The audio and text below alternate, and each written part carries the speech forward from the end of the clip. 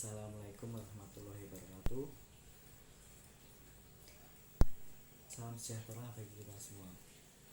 Pertama-tama, marilah kita panjatkan puji syukur atas kehadirannya sehingga kita bisa diberi kesehatan, kelancaran segala aktivitas, dan semoga pandemi COVID ini akan segera berakhir dan perkuliahan tatap muka akan segera dimulai untuk tahun depan.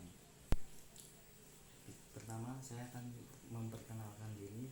Nama saya Romli Nirwan, NIM 1705520229, Fakultas Ekonomi Teknik Bisnis, Program Studi Akuntansi. Saya semester 7, reguler pagi.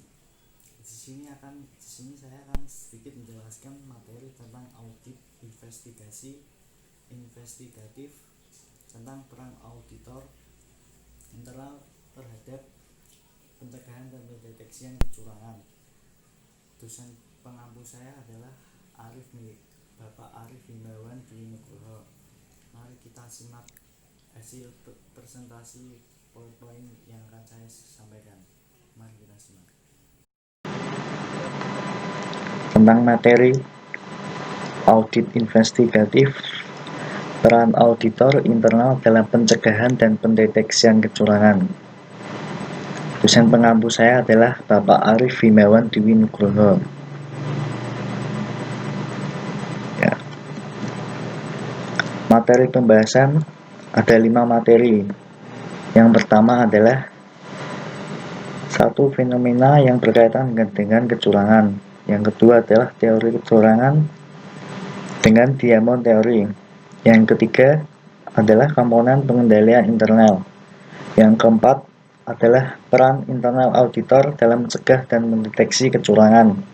Selanjutnya materi yang kelima adalah kompetensi internal auditor. Selanjutnya saya akan menjelaskan tentang pengertian fraud terlebih dahulu.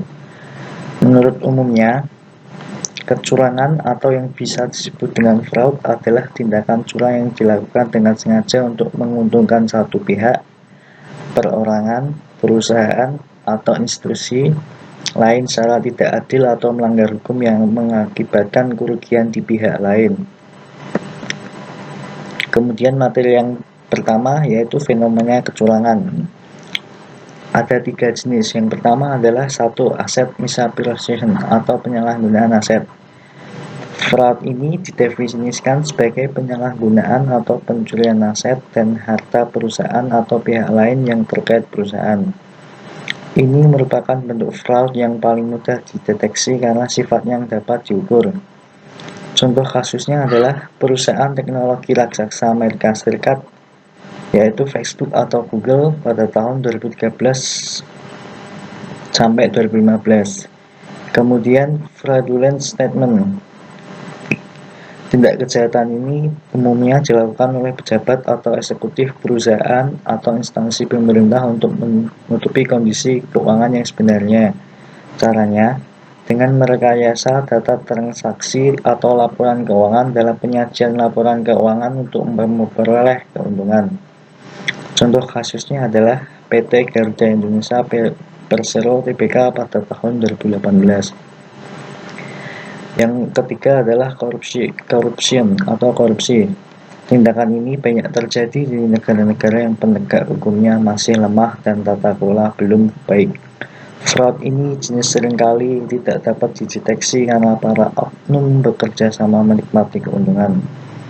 Hal ini termasuk penyalahgunaan wewenang, penyuapan, penerima yang tidak sah, dan pemerasan secara ekonomi.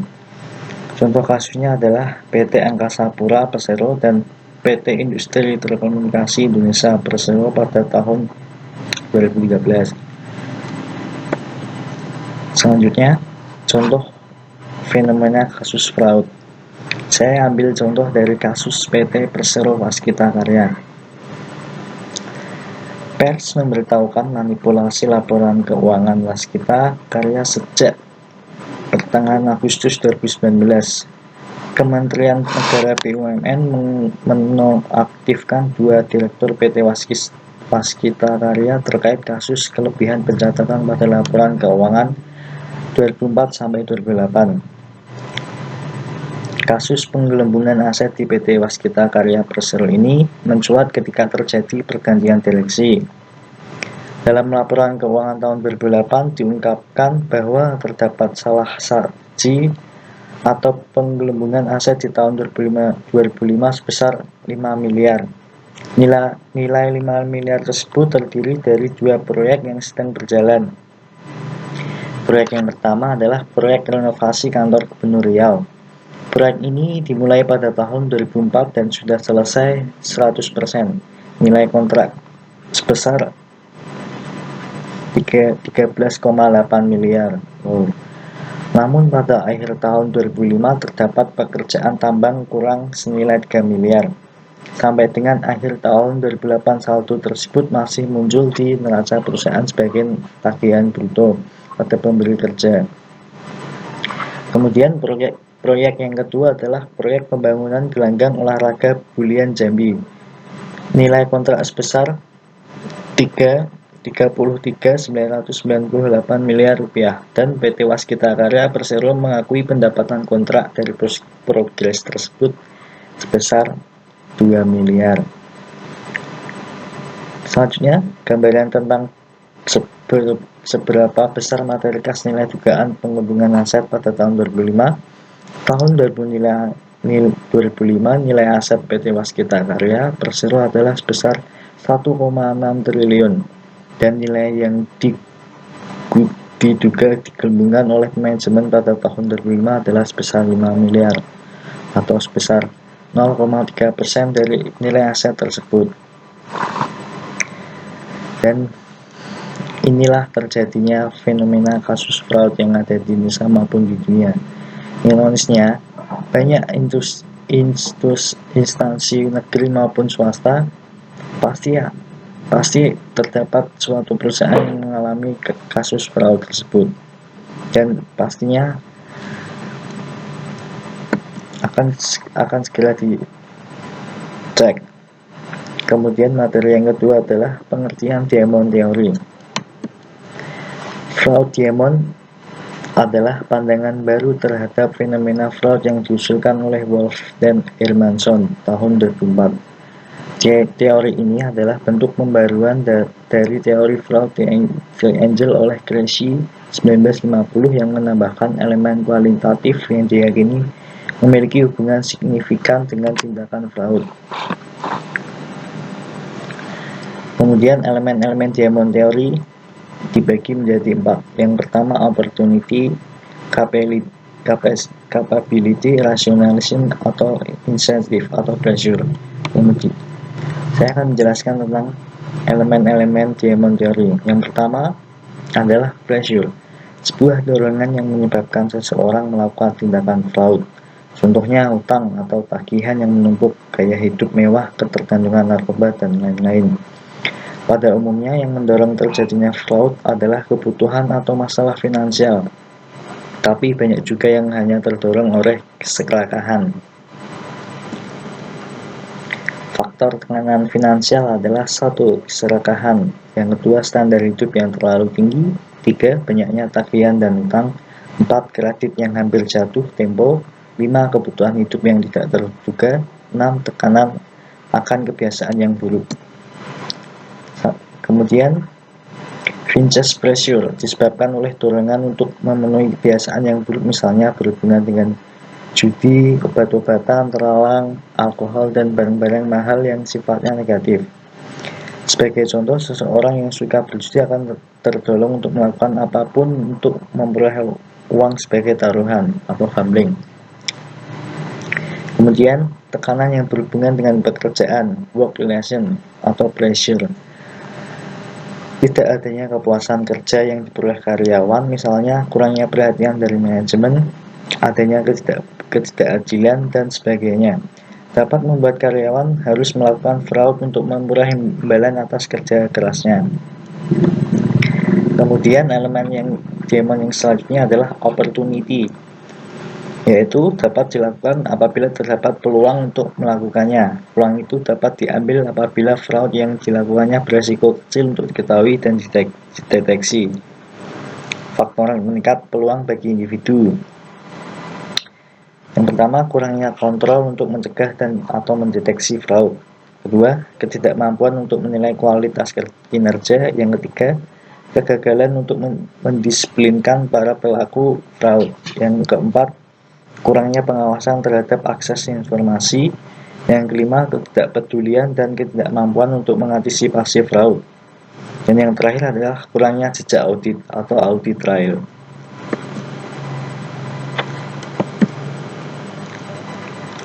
Kemudian, rationalization, elemen demon yang selanjutnya. Sebuah gaya hidup dalam masyarakat yang tidak sesuai dengan prinsip yang menyatukan. Secara tidak langsung, rasionalisasi menyediakan cara untuk membenarkan tindakan-tindakan yang tidak sesuai dengan keadaan yang benar atau yang ada. Menurut Albert et al. Tahun 2011 mengemukakan bahwa rasionalisasi yang pertama adalah aset untuk sebenarnya milik saya. Yang kedua, saya hanya meminjam dan akan membayarnya kembali. Yang ketiga, tidak ada pihak yang dirugikan. Yang keempat, ini dilakukan untuk sesuatu yang mendesak.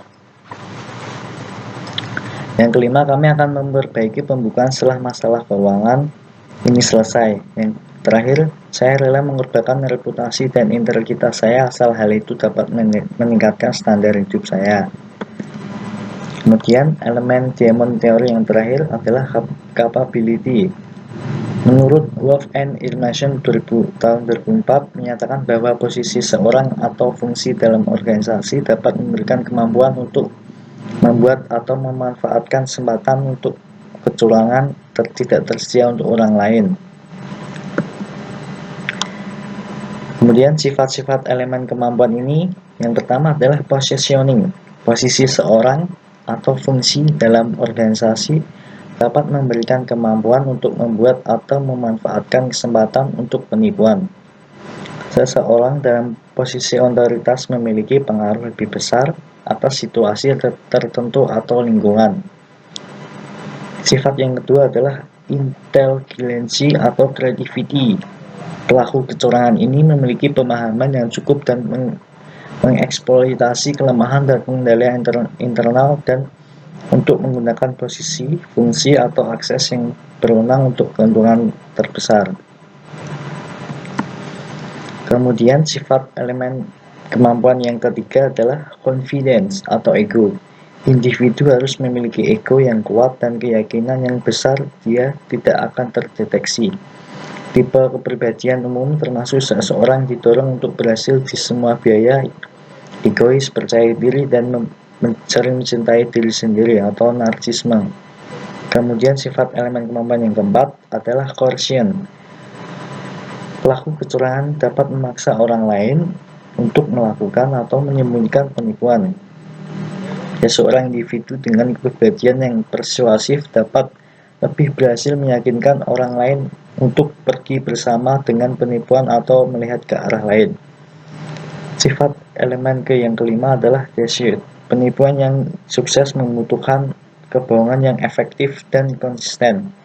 Untuk menghindari deteksi, individu harus mampu berbohong meyakinkan dan harus melacak cerita secara keseluruhan. Kemudian elemen yang keenam adalah stres. Setiap individu harus mampu mengendalikan stres karena melakukan tindakan kecurangan dan menjaganya agar tetap tersembunyi sangat bisa menimbulkan stres. Kemudian materi yang ketiga adalah komponen pengendalian internal. Komponen pengendalian internal ada 5. Yang pertama adalah lingkungan pengendalian atau control environment. Yang kedua adalah penilaian risiko atau risk assessment. Yang ketiga adalah aktivitas pengendalian atau control activity. Yang keempat adalah informasi dan komunikasi, information and communication. Yang kelima adalah pemantauan atau monitoring. Di komponen pengendalian internal di sini saya akan menjelaskan satu persatu tentang komponen pengendalian internal. Yang pertama adalah lingkungan pengendalian atau control environment, yaitu menetapkan suasana suatu organisasi yang mempengaruhi kesadaran akan pengendalian dari orang-orangnya.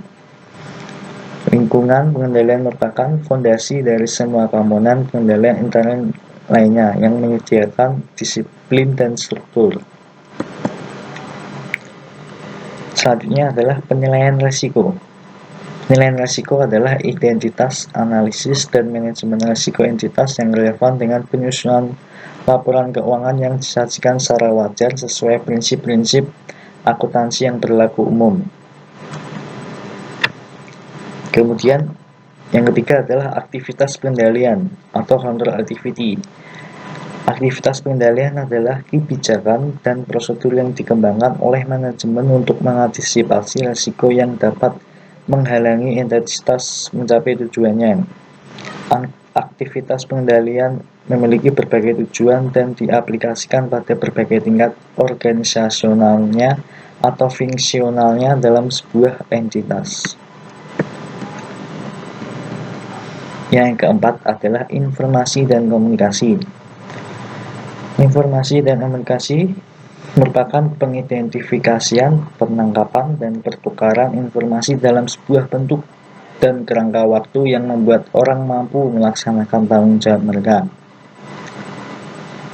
Fokus utama kebijakan dan prosedur pengendalian yang berkaitan dengan sistem informasi akuntansi adalah gimana transaksi dilaksanakan dengan cara mencegah salah saji dalam aksesi laporan keuangan dan tindak kecurangan yang mungkin dilakukan oleh sumber daya manusianya.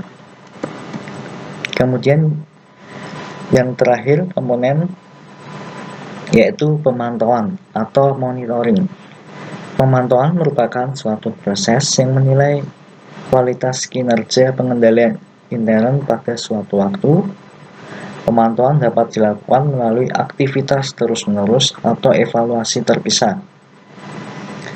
Prosedur pemantauan yang terus-menerus dilakukan terhadap aktivitas rutin yang normal terjadi dalam sebuah entitas serta mencakup aktivitas manajemen dan pengawasan yang biasa.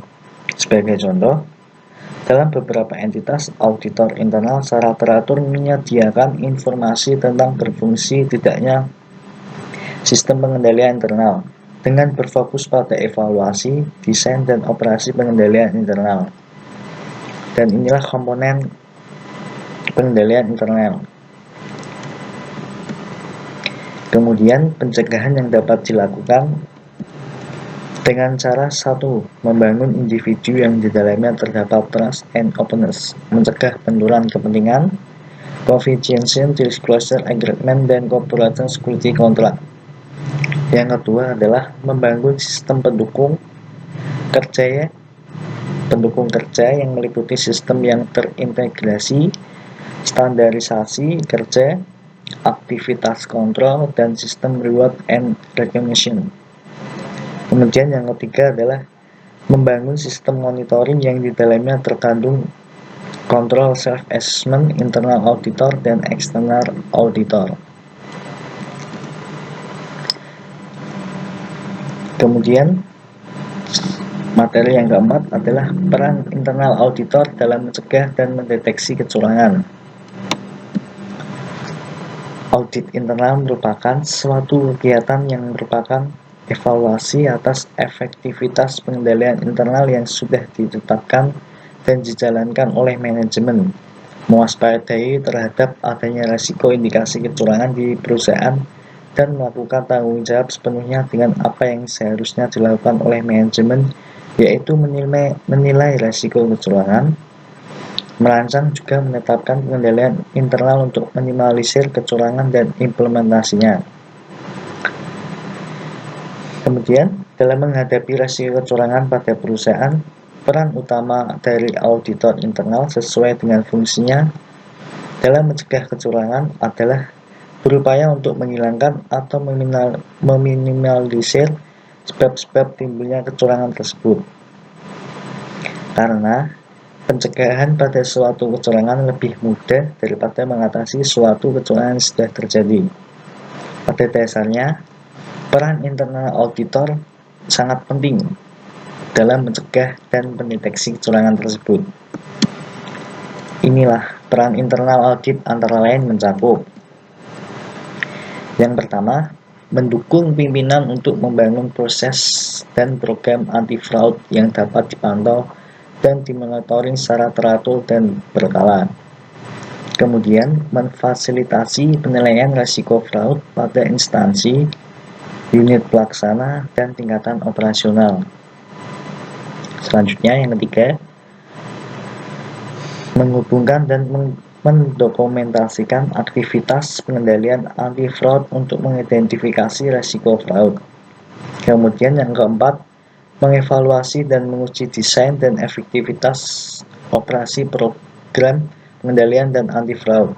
Yang kelima, melaksanakan fraud auditing atau audit investigatif. Yang keenam, melaksanakan penugasan investigasi untuk membuktikan dugaan fraud atau penyalahgunaan lainnya. Yang terakhir, melaporkan kepada pimpinan instansi mengenai efektivitas instansi dalam mencegah, mendeteksi, menginvestigasi, dan memperbaiki dampak fraud yang terjadi.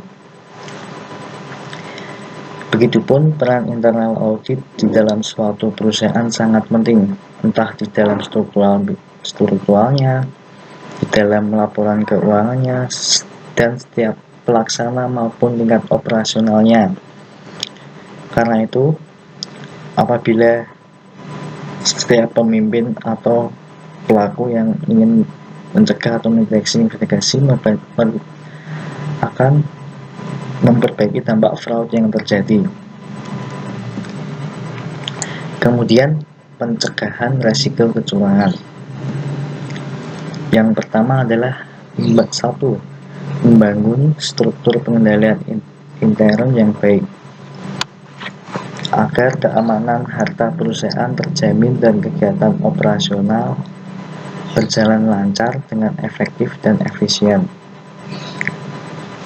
Kemudian, manajemen perlu mengadakan struktur pengendalian intern yang baik dan efektif untuk mencegah kecurangan.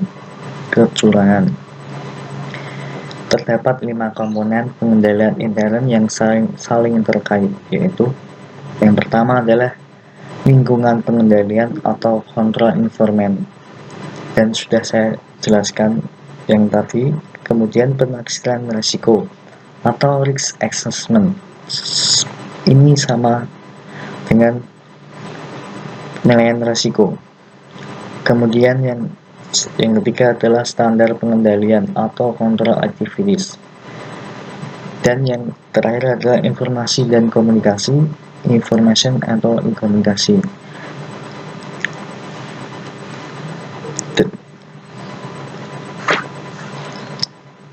Dan dari pencegahan 5 komponen tersebut pastinya bakal dimonitoring oleh suatu auditor. Kemudian yang kedua adalah mengefektifkan aktivitas pengendalian. Yang pertama adalah review kinerja aktivitas pengendalian. Ini mencakup review atas kinerja sesungguhnya dibandingkan dengan anggaran dan perakilan. Gimana sih cara mereview kinerja aktivitas pengendalian tersebut? Dengan sesungguhnya kinerja bandingkan anggaran dan perakiraan. Yang kedua adalah pengolahan informasi. Berbagai pengendalian dilaksanakan untuk mengecek ketepatan, kelengkapan, dan otorisasi transaksi. Pengolahan informasi ini sangat penting untuk mengatasi pengendalian dan dengan dilaksanakan untuk yang pertama adalah ketepatan, kelengkapan, dan otorisasi transaksi. Kemudian yang selanjutnya adalah pengendalian fisik, aktivitas yang mencakup keamanan fisik aktiva, penjagaan yang memadai terhadap fasilitas yang terlindung dari akses terhadap aktiva dan catatan. Pengendalian fisik ini sangat diperlukan karena aktivitas yang menyangkut keamanan fisik aktiva tetap ada penjagaan yang memadai terhadap fasilitas yang perlu dilindungi, termasuknya aktiva dan catatan tersebut. Yang keempat, pemisahan tugas dengan memberikan tanggung jawab pada orang yang berbeda untuk memberikan otorisasi, pencatatan transaksi, dan menyelenggarakan menyimpan aktiva yang ditunjukkan untuk mengurangi kesempatan bagi seseorang untuk berbuat kecurangan. Tugas ini sangat diperlukan karena tanggung jawab pada seseorang akan sangat dibutuhkan dengan memberikan tanggung jawab penuh dan mengurangi kesempatan bagi seseorang untuk berbuat kecurangan, dan pastinya akan selalu dicek untuk memberikan otorisasi, pencatatan transaksi, dan menyalurkan penyimpanan aktiva. Keempat ini adalah efektif untuk aktivitas pengendalian. Selanjutnya adalah yang ketiga, meningkatkan kultur organisasi dapat dilakukan dengan mengimplementasikan prinsip-prinsip Good Corporate Governance atau GCG yang saling terkait satu sama lain agar dapat mendorong kinerja sumber-sumber perusahaan bekerja secara efisien dan efektif. Prinsip Good Corporate Governance GCG sangat penting karena dapat meningkatkan kultur organisasi dan mendorong kinerja sumber-sumber perusahaan bekerja yang efektif dan efisien dan akurat. Kemudian yang keempat adalah mengefektifkan fungsi internal audit. Walaupun internal auditor tidak dapat menjamin bahwa kecurangan tidak akan terjadi, namun ia harus menggunakan kemahiran jabatannya sehingga diharapkan mampu mendeteksi terjadinya kecurangan dan dapat memberikan saran-saran yang bermanfaat kepada manajemen untuk mencegah terjadi kecurangan. Efektif fungsi internal audit internal menjamin kecurangan tidak akan terjadi, tapi hal sepele ini akan perlu dideteksi karena dapat memberikan saran-saran yang bermanfaat pada manajemen untuk mencegah kecurangan terjadi. Kecurangan yang sering terjadi. Kemudian langkah auditor mendeteksi kecurangan.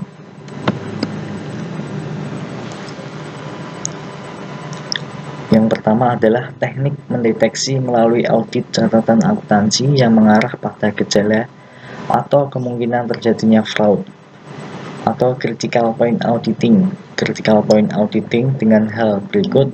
Yang pertama adalah analisis tren, yaitu pola kecenderungan konjungtur yang terjadi dari satu periode ke periode berikutnya. Yang kedua adalah pengujian khusus. Pengujian ini terhadap kegiatan yang memiliki risiko tinggi terhadap kecurangan.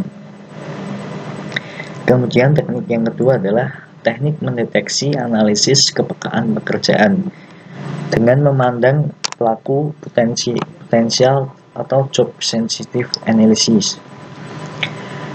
Job sensitive analysis dengan hal berikut. Yang pertama adalah identifikasi semua posisi pekerjaan yang rawan terhadap kecurangan melalui metode pendekatan. Contohnya masalah laporan keuangan. Yang kedua adalah identifikasi tingkat pengendalian yang dilakukan manajer. Kecurangan akan mudah dilakukan kalau manajer lengah atau sibuk dengan tanggung jawab lain dan mengabaikan tanggung jawabnya dalam melakukan pengendalian.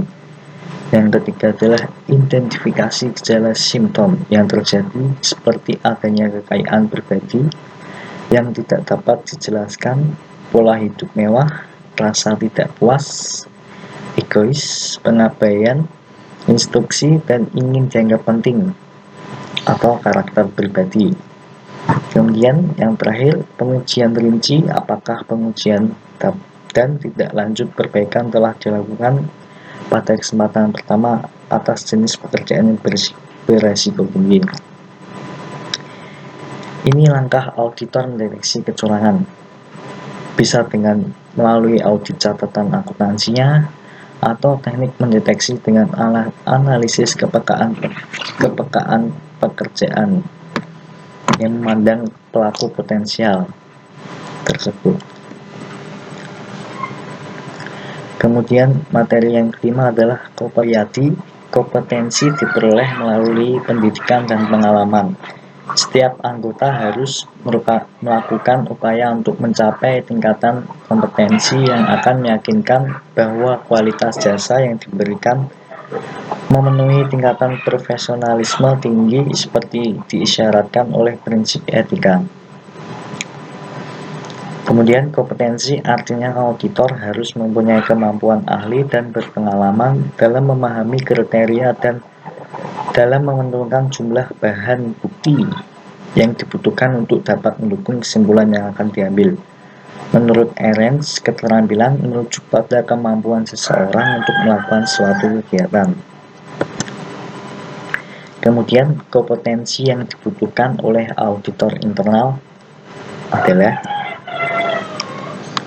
yang pertama adalah keterampilan komunikasi.